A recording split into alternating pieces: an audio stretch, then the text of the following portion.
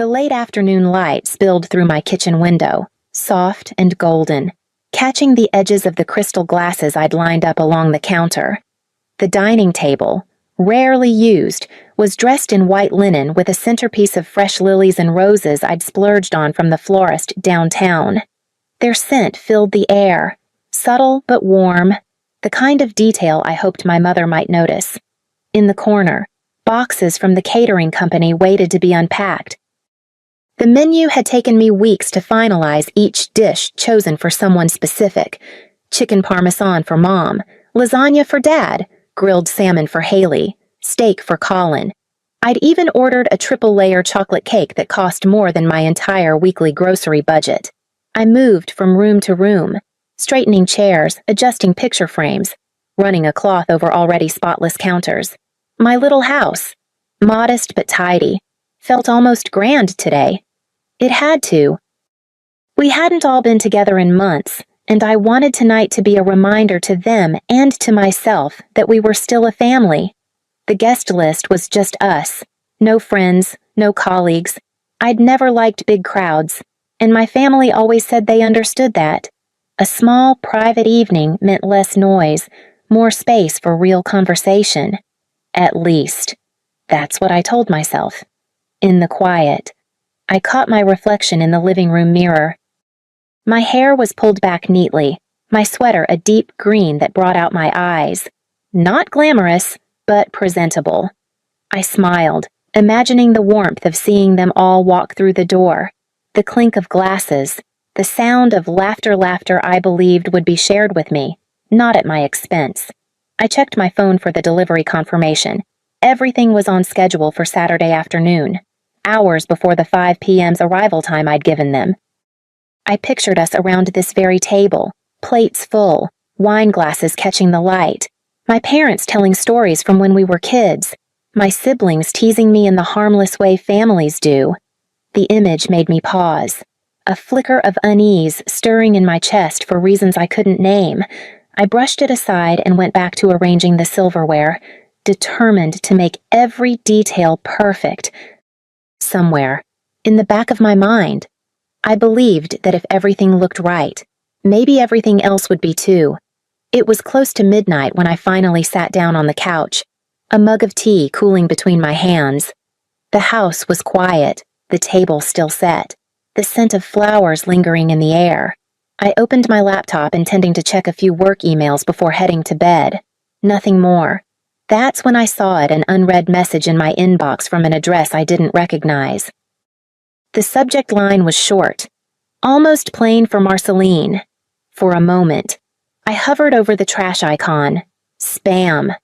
I thought.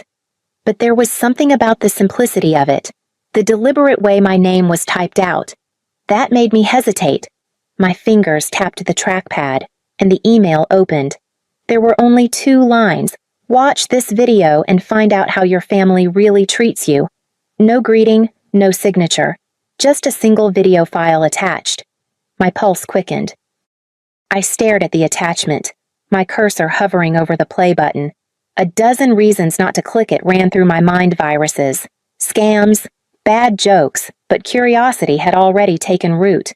I clicked. The video player opened, the image grainy. Colors muted. It took several seconds for the scene to sharpen, and with each pixel that resolved, an uneasy heaviness settled in my chest. I recognized the kitchen first, bright cabinets and the scuffed wooden table at my sister's apartment. Around it sat my parents, Haley and Colin, wine glasses and beer bottles scattered between them. Their faces were flushed, their voices overlapping in drunken ease. I leaned closer, my hand tightening around the mug until it ached. The sound was low at first, then grew clearer as someone adjusted the camera angle. I could make out my mother's voice, light and casual, just before she took a sip of wine. We only really like Marceline when she sends us money. The words seemed to hang in the air, suspended between the screen and my ears, impossible to pull back. I didn't move, didn't breathe. As my father lifted his bottle in a mock toast and answered her. My father's laugh followed his toast, deep and careless. as if my life had been reduced to a private joke they'd shared 1,000 times before.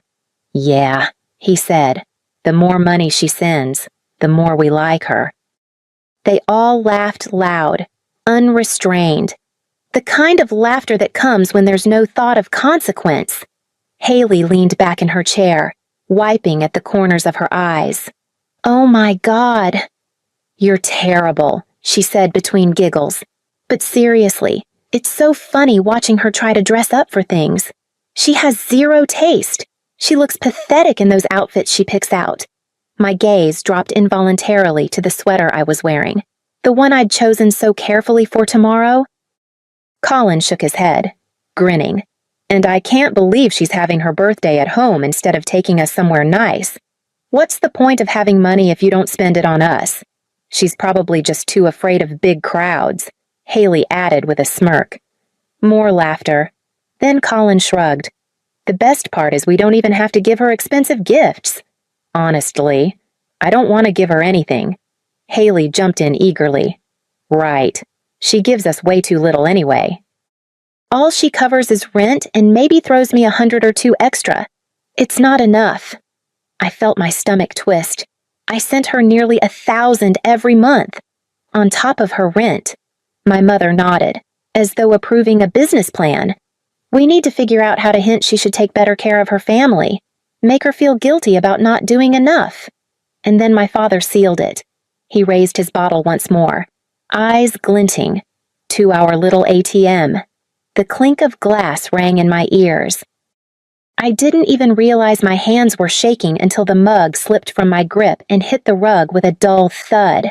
I sat frozen, the word echoing again and again, until the video finally ended and the screen went black, leaving only my reflection staring back at me. For a long moment, I just sat there, staring at the blank screen, the word ATM ricocheting inside my head. The ache in my chest was sharp, but it wasn't the familiar, dull hurt I'd learned to live with. This was cleaner, hotter anger that cut through the fog of years.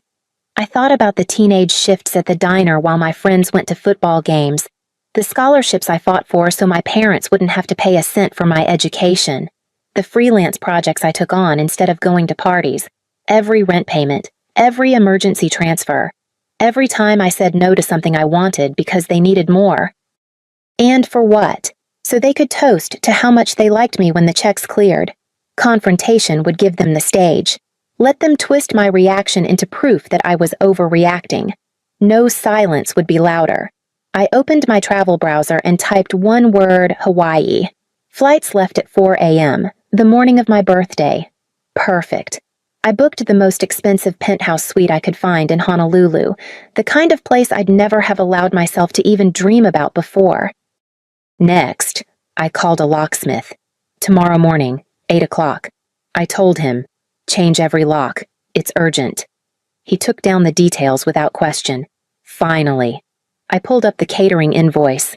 The total $800 flashed on the screen. I called the restaurant, confirmed the order, then changed the delivery address to the downtown homeless shelter. The coordinator on the other end sounded surprised, then grateful. I ended the call and sat back, feeling the faintest trace of something I hadn't felt in years: satisfaction. They'd show up expecting a celebration, but the door would be locked, the food gone, and I'd be thousands of miles away. The plan settled over me like armor, each step a quiet severing of the ties they'd wrapped so tightly around my life. The alarm went off at 2 a.m, though I'd barely slept.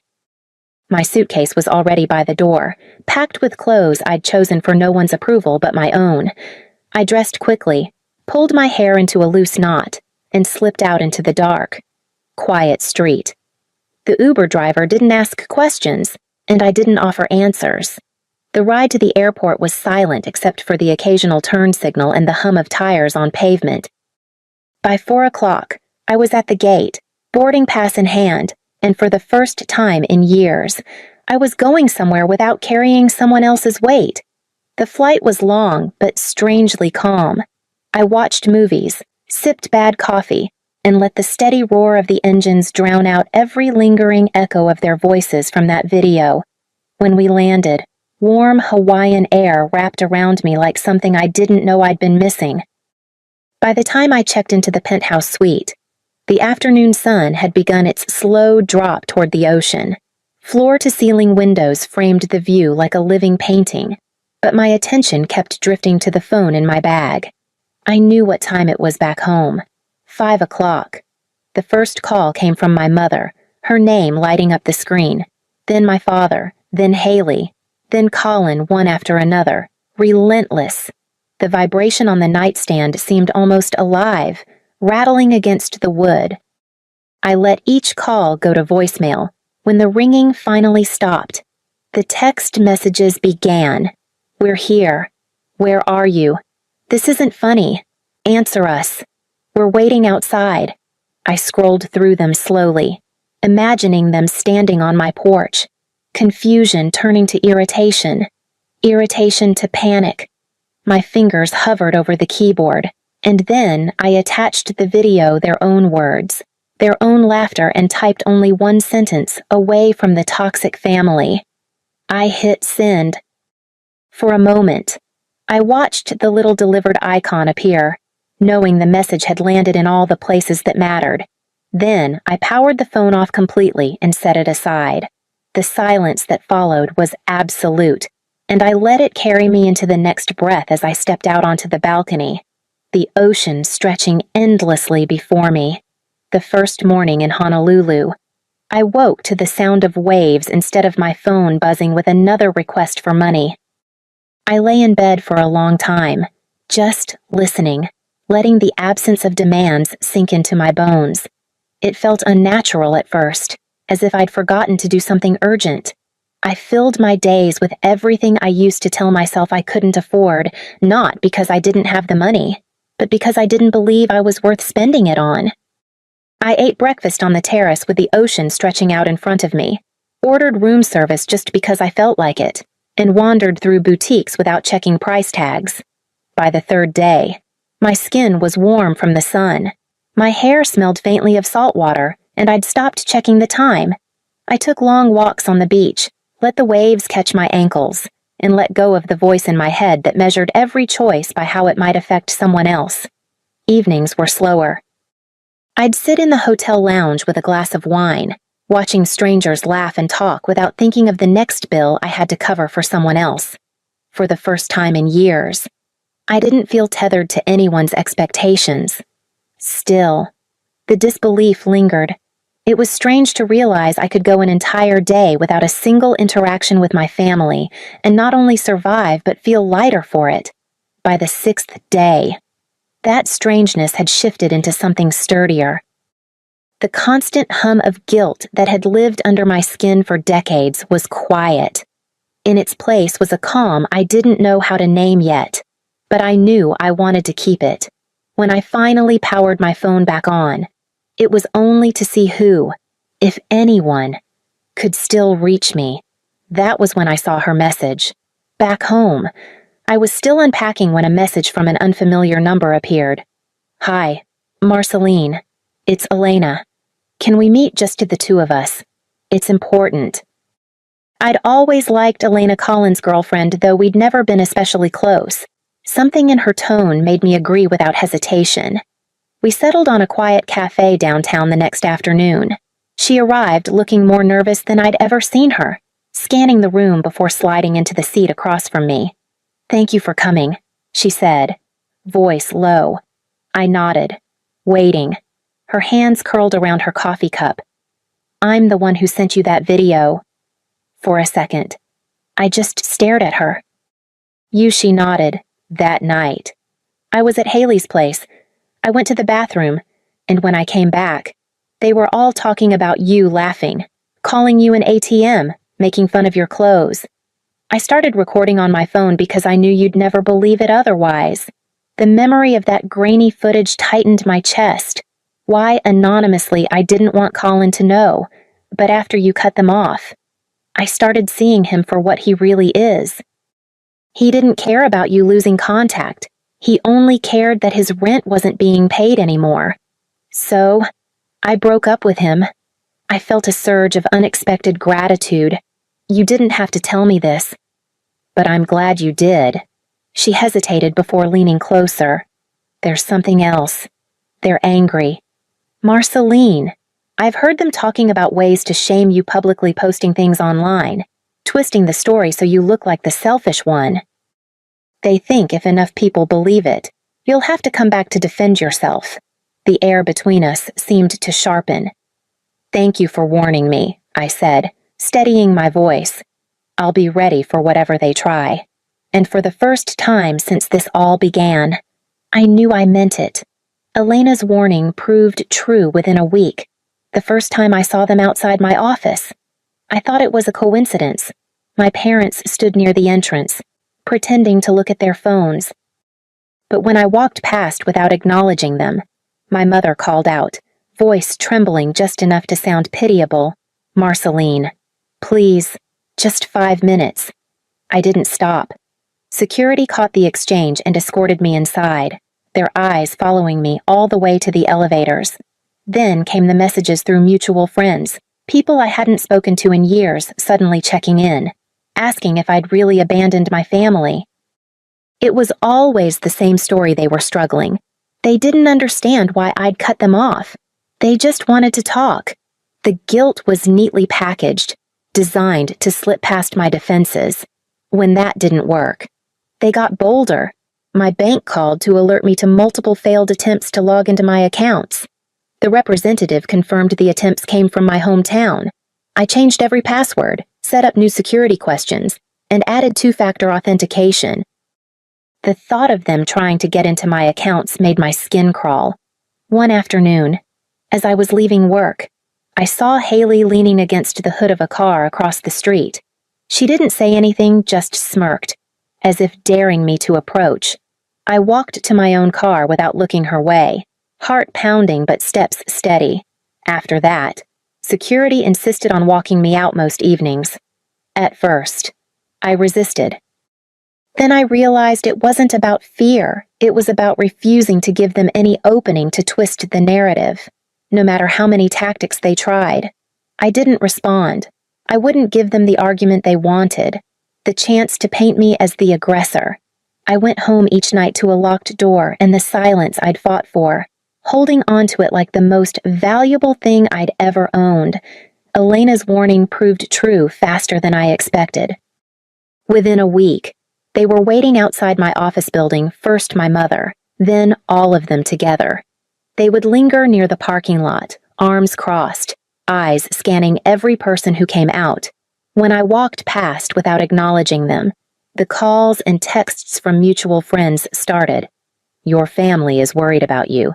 They say you've cut them off for no reason." The messages were always laced with judgment, as if I owed an explanation to anyone who asked. Then came the bank alerts. Unsuccessful login attempts on my checking account, my savings, even my retirement fund. I changed every password, added extra verification, and still, the notifications kept coming. They were desperate enough to try prying into every corner of my life, but too careless to succeed. One afternoon, as I left the building, my father stepped directly into my path. "We need to talk," he said, his tone caught somewhere between pleading and command.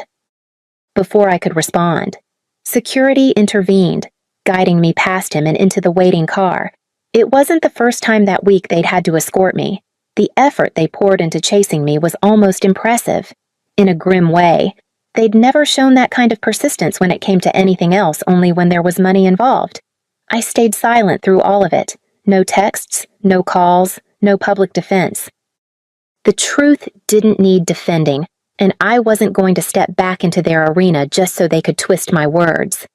Each failed attempt on their part only solidified something inside me. Whatever they were planning next, I was determined to be ready.